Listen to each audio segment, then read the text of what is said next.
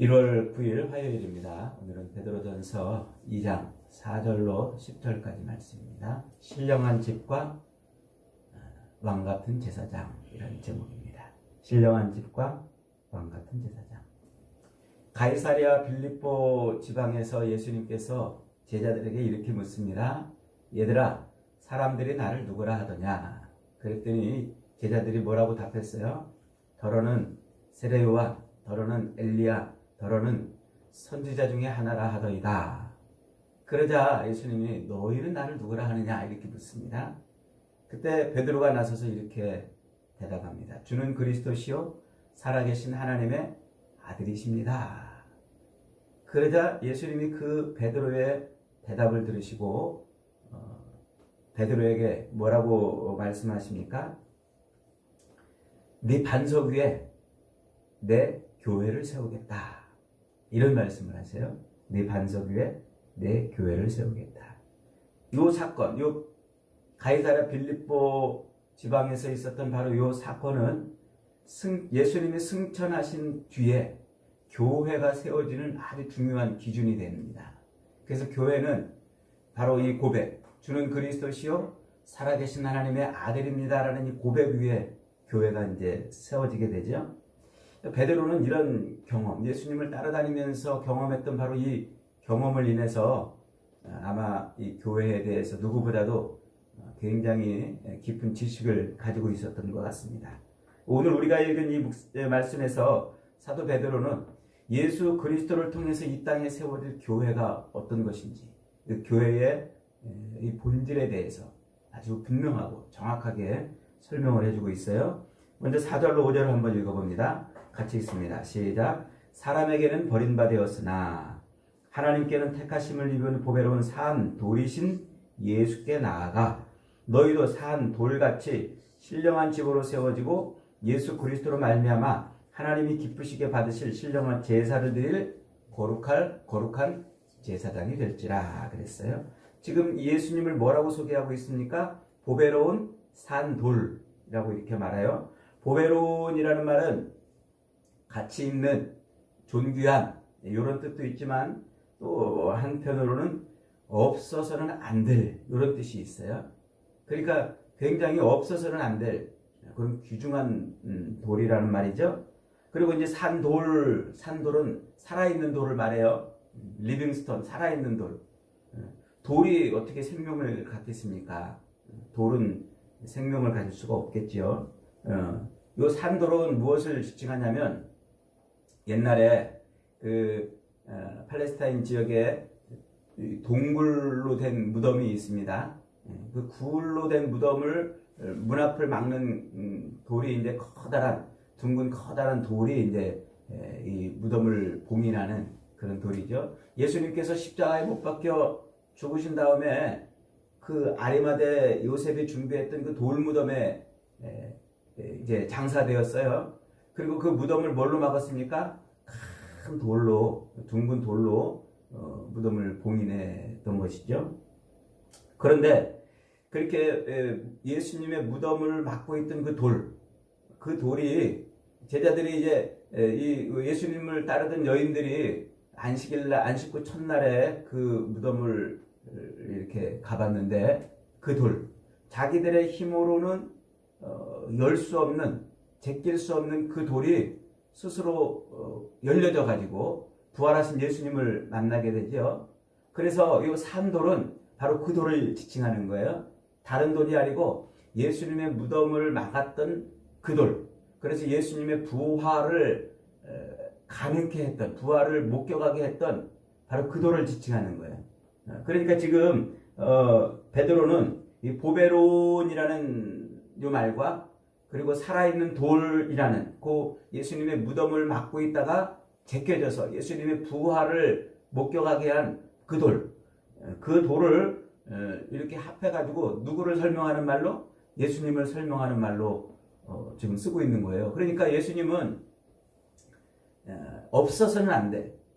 아주 존귀한 돌. 그것을 지금 베드로는 이제 시편 이사야 28장과 시편 118편에 있는 말씀을 가지고서 머릿돌이라 이렇게 설명을 하고 있어요. 머릿돌. 그러니까 예수님은 없어서는 안 될 돌, 집을 지을 때 빠지면 안 될 그 돌이라고 지금 설명을 하고 있는 거예요. 그래서 이 예수님이 그 집, 큰 건축물에 빠져서는 안 될 돌인데 그 돌이 무슨 돌이라고요? 생명을 가지고 있는 돌이다. 부활하신 예수님을 표현하고 있는 말이죠. 이 예수님에 대한 이 비유의 말씀은 아주 두 가지 중요한 함의를 품고 있어요. 첫째로는 예수님은 사람들에게 버림받은 돌이었다는 거예요. 버림받은 돌. 예수님은 세상에서 버림받으셨어요. 자기 땅에서 버림받으셨고 자기 백성들에게 그리고 자기의 가족들에게도 버림을 받으셨어요. 자기의 제자들에게도 버림을 받았습니다. 지금 베드로가 예수님을 이 버림받은 돌이라고 표현하고 있는 이유는 우리 예수님이 사람들에게 그렇게 버림받음으로 그 버림받음이 무엇인지, 버림받음의 그 상처와 그 아픔과 그 고통을 예수님이 아신다는 거예요. 예수님은 이미 버림받음의 아픔을 몸으로 체험하셨고 가슴으로 체험하셨어요. 그래서 예수님이 십자가에서 달려 죽으시기 전에 아버지여 왜 나를 버리셨나이까? 라고 통곡하는 그 기도를 하시지 않습니까? 그러니까 예수님은 이 땅에 오심으로 말미암아 그 버림받음의 그 고통, 그 아픔, 그 슬픔을 예수님이 체험을 하신 거란 말이죠. 그래서 이 땅에서 우리 성도들이 세상으로부터 버림을 받는다 할지라도 그것 때문에 아파하고 슬퍼하고 애통해하지 말라는 말을 지금 하고 있는 거예요. 왜냐하면 우리 주님이 그렇게 버림받으심을 직접 몸으로 그리고 가슴으로 체험을 했기 때문에 누구보다도 우리의 사정을 잘 아시고 우리의 눈물을 잘 아시고 우리의 고통을 다 이해하신다는 말씀이에요. 예수님이 그렇게 버림받으셨기 때문에 하나님의 그 선택받은 기쁨을 온전히 누리는 것 아닙니까? 그러니까 베드로가 지금 성도들에게 너희가 세상으로부터 그렇게 버림받는 것을 인해서 눈물 흘리고 슬퍼하고 고통받을 필요 없다 말하고 있는 것이죠. 그러면서 이제 예수님이 요한복음 15장 18절 19절에서 이런 말씀을 하신 것을 떠올리게 하는 겁니다. 제가 한번 15장 18절 19절 읽어봅니다. 세상이 너희를 미워하면 너희보다 나를 먼저 미워한 줄을 알라. 너희가 세상에 속하였으면 세상이 자기 것을 사랑할 것이나 너희는 세상에 속한 자가 아니요 도리어 내가 너희를 세상에서 택하였기 때문에 세상이 너희를 미워하느니라. 그러니까 제자들에게 예수님이 무슨 말씀을 하고 있냐면 세상이 너희를 미워한다는 것은 너희가 나로 말미암아 택함을 받았기 때문에 그렇다. 그 얘기를 하고 있는 거예요. 세상이 너희들을 미워하고 버린다면 그것은 곧 나를 미워하는 것이고 나를 버리는 것이다. 그 말은 내가 너희를 택했다. 그 얘기를 지금 하고 있는 거예요. 그러니까 이 베드로는 이 자기의 기억 속에서 예수님이 그 마지막 날 밤 성찬식 때 마가의 다락방에서 하시던 그 말을 지금 이렇게 표현을 하고 있는 거란 말이죠. 그래서 두 번째로 예수님은 하나님이 선택하신 돌이 되었다. 이 말을 지금 하고 있어요. 세상이 예수님을 멸시했지만 하나님은 예수님을 높이셨어요. 사람들이 그를 버렸지만 하나님은 예수님을 선택하셨습니다. 그리고는 예수님을 어떻게 하셨어요? 신령한 집에 머릿돌이 되게 하셨단 말이에요. 하나님의 신령한 집, 그 집을 짓는데 없어서는 안 될 아주 중요한 그 돌로 예수님이 삼으셨단 말이죠. 그러니까 하나님께서 신령한 집을 짓는 그 집의 머릿돌로 예수를 선택하시고 그 예수를 인해서 우리도 뭐가 된다고요? 산돌, 우리도 신령한 돌로 선택을 했다. 지금 그 얘기를 하고 있는 거죠. 그러니까 베드로 사도는 성도들에게 너희들도 세상에서 하나님이 선택받은 돌이니까 세상의 모든 미움과 배반과 그런 고통들, 그런 아픔들을 거뜬히 이겨내고 뭘로? 신령한 집으로 지어져 가라. 그런 얘기죠. 그래서 신령한 제사를 드릴 거룩한 제사장이 되어라. 그 말을 지금 하고 있는 겁니다. 신령한 집이라는 말은 하나님의 영이 거하는 성전을 의미합니다. 그러니까 신령한 집이란 하나님의 영이 거하시는 집인데 그 성전을 지칭하는 말로 쓰이다가 이것이 예수님이 부활 승천하신 이후에는 예수 그리스도를 통해서 이 땅에 세워지는 교회를 지칭하는 말이 되어버렸어요. 그래서 사도 바울도 고린도 교회를 향해서 3장 16절에 이렇게 말하죠. 너희가 하나님의 성전인 것과 하나님의 성령이 너희 안에 거하시는 줄을 알지 못하느냐 이렇게 말씀하고 있어요. 그러면서 고린도전서 6장 19절에서도 너희 몸은 너희가 하나님께로부터 받은 바 너희 가운데 계신 성령의 전인 줄을 알지 못하느냐 이렇게 말하고 있어요. 그러니까 지금 베드로 사도가 성도들을 향해서 너희가 산돌이 되었다는 것은 하나님이 직접 뭐 했다는 거예요? 선택했다는 말이에요. 선택했고 그리고 그 예수 그리스도를 통해서 하나님이 거하는 신령한 집, 성전, 즉 교회로 이렇게 지어져 가고 있다. 그 말을 하고 있는 거죠. 근데 재미있는 것은요, 너희가 산돌이 되었다라고 말할 때 그 산돌은 5절에 너희도 산돌같이 신령한 집으로 세워지고 할 때 그 산돌은 복수로 되어 있어요. 단수가 아니라 여럿을 지칭하는 거죠. 그러니까 교인들을 성도들을 지칭하는 말이죠. 그 다음에 이제 거룩한 신령한 집은 단수로 되어 있어요. 그러니까 건물을 지을 때 수많은 벽돌들이 차곡차곡 쌓여져 가지고 건물을 짓는 바로 그걸 지금 떠올리게 하는 말씀이에요.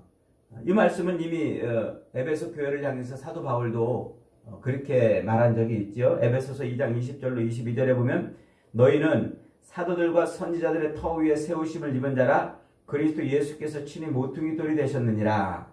그 안에서 건물마다 서로 연결하여 주 안에서 성전이 되어가고 너희도 성령 안에서 하나님이 거하실 처소가 되기 위하여 그리스도 예수 안에서 함께 지어져 가느니라. 그러니까 벽돌이 쌓아져 가지고 하나의 건물을 짓는 그런 모습을 떠올리게 하면서 우리가 그렇다는 거예요. 그리스도로 인하여 하나님의 선택받은 백성들이 하나님이 거하시는 성전이 되어져 간다는 것이죠. 그러므로 우리는 이 땅을 살아갈 때 하나님의 선택된 백성은 곧 하나님이 거하시를 거룩한 성전이 되어가는 교회가 되어가는 존재라는 것을 잊어버리면 안 돼요. 그래서 마지막에 사도 베드로가 9절에서 이렇게 말하고 있는 겁니다. 같이 한번 읽어봅니다. 시작. 그러나 너희는 택하신 족속이요 왕같은 제사장들이요 거룩한 나라요 그의 소유가 된 백성이니 이는 너희를 어두운 데서 불러내어 그의 기이한 빛에 들어가게 하신 이에 아름다운 덕을 선포하게 하려 합니다. 그러니까 교회의 본질을 지금 여기서 설명해 주고 있는 거예요. 살아있는 돌, 그 살아있는 돌인 예수 그리스도로 말미암아 우리도 산돌같이 신령한 집, 교회로 지어져 가는데 그 교회의 본질이 지금 뭔지를 9절에서 설명하고 있는 거예요. 요게 지금 앞에서 이야기했던 그 가이사랴 빌립보 지방에서 베드로가 고백했던 그 신앙 고백, 그 신앙 고백 위에 교회를 세우시겠다고 말씀하신 그 예수님의 말씀을 기반으로 하고 있는 이야기입니다.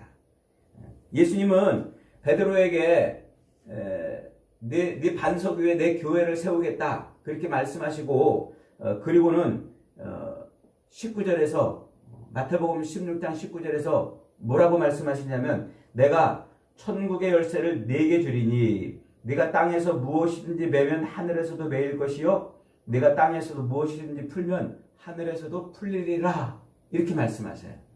그러니까 베드로로 하여금 신앙 고백을 하게 하시고 그 신앙 고백 위에 교회를 세우겠다고 말씀하시고 그 교회 위에 뭘 주셨다고요? 천국의 열쇠를 줬단 말이에요. 천국의 열쇠. 이 천국의 열쇠를 로마 카톨릭은 교황이 가지고 있는 걸로 이렇게 설명을 하는데 그런 의미가 아니고 천국의 열쇠는 교회의 권세를 의미합니다. 예수님께서는 교회에 두 종류의 열쇠를 주세요. 하나는 베드로의 신앙 고백 위에 교회를 세우시겠다고 하시면서 천국의 열쇠를 주신다고 말씀하시죠.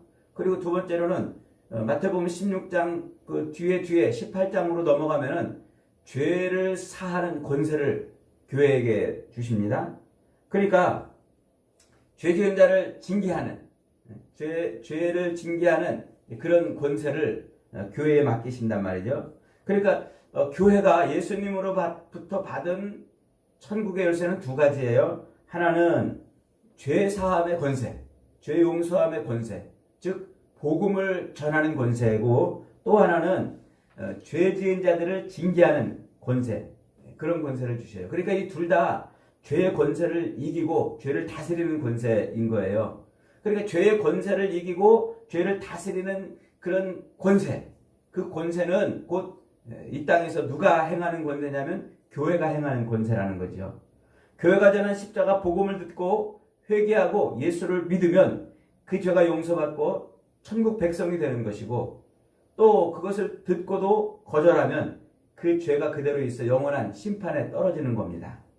우리가 복음을 전도하는 것은 바로 이 죄의 세력을 공격하는 것이고, 그 죄에 묶여있던 자들을 예수 그리스도의 권세로, 그 은혜로 죄를 벗겨내는 것, 그런 것이죠. 그러니까 이 복음을 전하는 권세는 놀라운 권세인 겁니다. 교회와 성도들은 바로 이런 권세를 받은 거예요.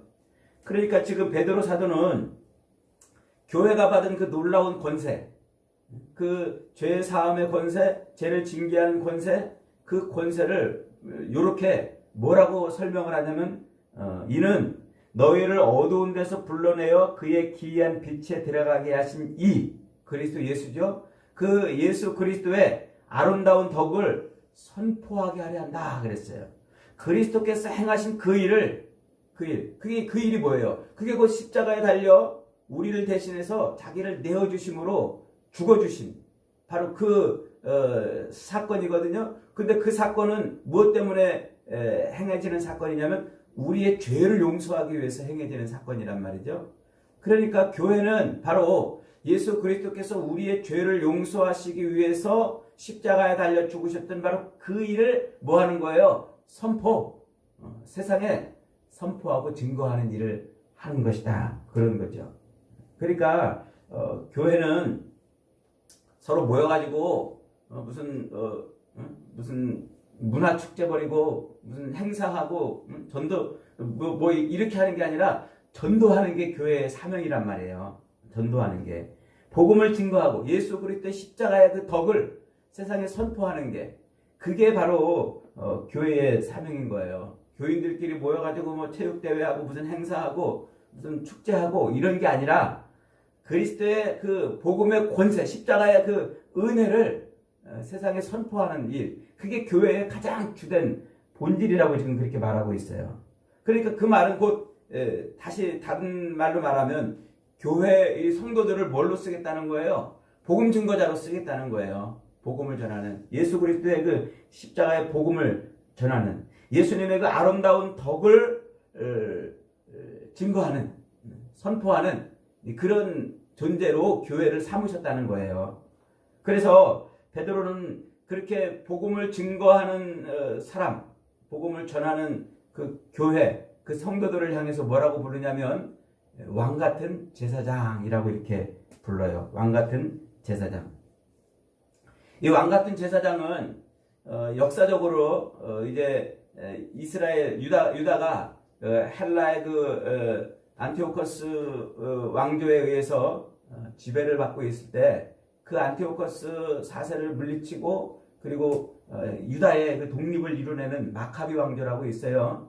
그 마카비 왕조, 그 마카비가 유다의 독립 전쟁을 시작하면서 이제 그의 후손 중에 시몬이라는 사람이 그 일을 이제 마무리 지어요. 그래가지고 이 시몬이라는 사람이 마카비 전쟁을, 헬라와 전쟁을 치르면서 다윗의 영토를 거의 다 회복을 해요. 그리고 다윗이 행했던 일뿐만 아니라 성전을 청소하고 성전을 회복하고 그래서 성전에서의 그 제사가 다시 회복되도록 하는 일을 합니다. 요 시몬이라는 사람이 역사적으로 이제 그런 일을 벌이니까 유다 백성들이 그 시몬을 뭐라고 부르냐면 왕 같은 제사장이라 이렇게 직함을 줘요. 왕 같은 제사장이라. 그 왕이면서 동시에 제사장인 거 되죠. 그런데 조건을 하나 붙여놔요. 그 조건이 뭐냐면 참 선지자가 올 때까지만 당신은 왕 같은 제사장이다 이렇게 말해요. 곧 참 선지자가 올 때까지만 그런다는 말이 뭡니까? 곧 그리스도께서 오실 때까지만 그런다는 거예요. 그러니까 이 왕 같은 제사장이라는 말은 곧 예수 그리스도에게서 성취가 되는 거예요. 예수님에게서 성취가 돼. 그러니까 예수 그리스도의 이 왕권, 이게 원래는 이제 어디에서 출발이 되냐면 창세기 15장에 가면은 멜기세덱이라는 제사장이 나오지 않습니까? 이 멜기세덱의 왕권, 조카 롯을 구해오는 이 아브라함을 마중 나와가지고 이제 그 아브라함에게 11조를 받았던 살렘의 왕 그 멜기세덱의 왕권, 그 왕권을 의미하는데 그 멜기세덱이 왕이면서 동시에 제사장이었단 말이에요. 그 히브리서에서는 살렘의 왕 멜기세덱의 반차를 쫓는 분이 누구라고요? 예수님이라고 그렇게 설명을 하고 있죠. 그래서 그 멜기세덱의 왕권 그리고 제사장의 그것을 성취하시는 분이 예수님이라는 그 표현을 지금 하고 있는 거예요. 또 하나는 다윗의 왕권이죠. 다윗은 하나님의 보좌에 앉아 있는 사람이었어요. 하나님의 왕권을 대신했던 신적인 왕이었죠. 그리고 다윗은 왕이면서 하나님의 성전을 짓는데 자기의 모든 일생을 다 바치는 그런 사람입니다. 그러니까 요 다윗의 왕권을 회복하는 존재로서 예수 그리스도의 이 왕권을 설명을 하고 있는 겁니다. 그러니까 이 두 왕권과 온전한 제사장은 누구 안에서만 성취가 되냐면 예수님 안에서만 성취가 되는 거예요. 다윗의 후손으로 예수님이 오시기 때문에 그렇죠. 베드로는 바로 이 특별한 왕권, 이 왕권이 누구의 것이라고 지금 말하고 있는 거예요? 우리의 것, 교회의 것, 저와 여러분의 것이라고 지금 설명하고 있는 거예요. 우리가 바로 그런 왕 같은 제사장이라는 말이에요. 왕 같은 제사장. 죄에 대한 특별한 권세를 받아서 그 직분과 사명을 감당하는 교회의 새로운 이름이 바로 왕 같은 제사장인 것이죠. 이것 때문에 교회는 교회가 되는 것이고 이것을 위해서 교회는 존재하는 것입니다. 그래서 이 땅의 그 모든 죄와 그런 모든 악한 것들을 끊어내는 그런 일을 교회가 이제 감당하는 거죠. 그래서 예수님께서 제자들을 부르신 다음에 제자들에게 그 전도하라고 이렇게 파송하시면서 아버지께서 나를 보내신 것 같이 나도 너희를 보내노라 그러면서 제자들에게 이 미시오 선교의 사명을 이제 불어넣어 주시는 거죠. 그러니까 이 땅에서 그리스도 예수로 말미암아 하나님께 택함을 입은 성도들은 하나님의 집을 짓는 거룩한 벽돌이 되는 거예요. 그렇게 해서 하나님의 집이 완성이 되면 그 하나님의 집은 무엇을 위해 존재한다고요? 복음을 전하는 그리스도의 아름다운 덕을 선포하는 그런 일을 위해서 존재하게 되는 것이죠. 그게 바로 교회가 어떻게 우리가 교회가 되고 그 교회가 어떻게 유지가 되느냐, 본질로 어떻게 존재하느냐, 바로 그것을 설명하고 있는 겁니다. 여러분, 우리가 하나님으로부터 선택된 신령한 돌이 됐다면 신령한 집으로 지어져 가야 돼요. 교회가 되어야 된다 하는 말이죠. 그 교회가 되어서 예수님께서 교회에 맡기신 그 왕권, 거룩한 제사장이고 또 왕 같은 제사장, 바로 이 왕권을 가진 제사장으로 존재를 해야 되는 겁니다. 그렇게 왕 같은 제사장, 거룩한 제사장이요 또 왕 같은 제사장으로 있기 위해서는 우리가 드려야 될 영적인 제사가 있다는 거예요. 영적인 제사. 그 영적인 제사가 뭡니까? 하나가 바로 기도하는 것이죠. 제사장이 가장 중요한 일 중에 하나가 기도하는 것입니다. 그리고 또 하나가 그리스도의 그 복음을 선포하는 일이에요. 이게 굉장히 중요한 일이죠. 그래서 사도 바울은 이 영적인 제사, 우리가 드려야 될 영적 제사를 로마서 12장 1절로 2절에서 이렇게 설명합니다. 그러므로 형제들아, 내가 하나님의 모든 자비하심으로 너희를 권하노니 너희 몸을 하나님이 기뻐하시는 거룩한 산 제물로 드리라. 이는 너희가 드릴 영적 예배니라. 너희는 이 세대를 본받지 말고 오직 마음을 새롭게 함으로 변화를 받아 하나님의 선하시고 기뻐하시고 온전하신 뜻이 무엇인지 분별하도록 하라. 그러니까 하나님 없이 사는 세대, 육신의 법으로만 사는 사람들이 가득한 이 세대를 본받지 말고 곧 변화를 받아, 트랜스폼, 변화를 받아서 다르게 살으라는 거예요. 그걸 거룩이라고 설명한다고 그랬죠. 그러면서 하나님의 선하시고 기뻐하시고 온전하신 뜻, 그 뜻, 그게 뭡니까? 예수 그리스도를 통해서 우리를 살리시는 하나님의 그 모든 계획하심, 뜻하심을 의미하는 것이죠. 그것을 뭐 하라고요? 분별해라 그러는 거예요. 분별하라. 그 분별하라라는 말은 시도하라 혹은 입증하라, 이 말을 우리 한글로 번역할 때 분별하라 이렇게 번역을 해놨어요. 그러니까 하나님께서 가지고 계신 예수 그리스도를 통해서 세상을 구원하시려고 하는 그 뜻, 그 뜻을 세상에 뭐 하는 거예요? 입증해내는 거예요. 입증해내는 거. 그게 오늘 우리가 드려야 될 영적인 제사라는 말이에요. 그러니까 십자가에 매달아 아들을 십자가에 매달아 죽이시면서까지 우리를 살리시려고 그렇게 우리를 택하신 하나님의 그 뜻, 그것을 세상에 뭐 한다고요? 입증, 선포하는 거죠. 드러내는 것이죠. 그것이 바로 우리 몸을 거룩한 산 제물로 드리는 것이고 그것이 우리가 드려야 될 영적인 예배라 라고 말하고 있는 거예요. 그 말이 지금 오늘 베드로 사도의 입을 통해서는 뭐라고 표현되고 있냐면 우리가 하나님 앞에 우리가 드려야 될 거룩한 모습이라는 거예요. 그래서 너희는 택하신 족속이요 왕같은 제사장들이요 거룩한 나라요 그의 소유된 백성이니 이는 너희를 어두운 데서 불러내어 그의 기이한 빛에 들어가게 하신 이의 아름다운 덕을 선포하게 하려 하신다. 이렇게 설명을 하고 있는 겁니다.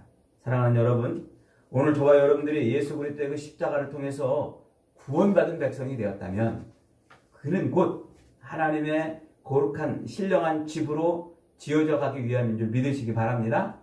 그렇게 하나님의 신령한 집으로 지어져 갈 때 우리에게는 무엇이 된다고요? 거룩한 제사장으로서의 삶이 남은 거예요.